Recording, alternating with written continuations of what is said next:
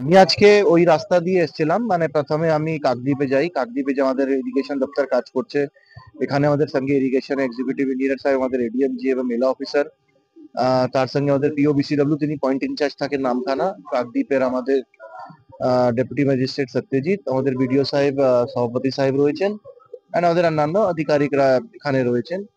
তো প্রথমে ইরিগেশন দপ্তর যা কাজ করছে সেটা দেখলাম, জেটিগুলো দেখলাম, তারপরে কুচুবেড়িয়াতে সাগরে যে রিক্লেমেশনের কাজ, তারপরে ওখান থেকে চিমাগড়ি, বেনুবান, ওখানে আমাদের জেটিগুলো তৈরি করে ইরিগেশন, সেখানেও ড্রেজিং এর কাজ চলছে, তারপরে এখানে নামখানা এই রাস্তা দিয়ে। তো এটাই একটা প্রিপারেশন, এরকম আমাদের মিটিং চলতেই থাকে। জানেন আপনারা, 1 মাস হয়তো বাকি আছে আমাদের গঙ্গাসাগর মেলায়। 8 থেকে 15 জানুয়ারি 2025 এই মেলাটি হবে।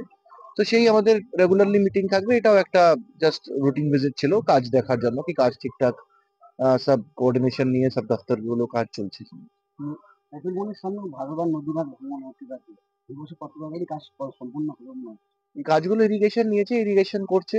অ্যান্ড ওটা কপিলমুনি আমাদের থেকে দূরেই আছে, 450-500 মিটার প্রায় দূরে আছে। ওখানে ইরিগেশন কাজ করবে। ওখানে তো আমাদের কিছু ফেসিলিটিস গুলো, যেমন পুলিশ কন্ট্রোল রুম, আরো অন্যান্য অ্যাকোমোডেশন, ডিজাস্টার ম্যানেজমেন্টের কিছু ক্যাম্প ওখানে থাকে।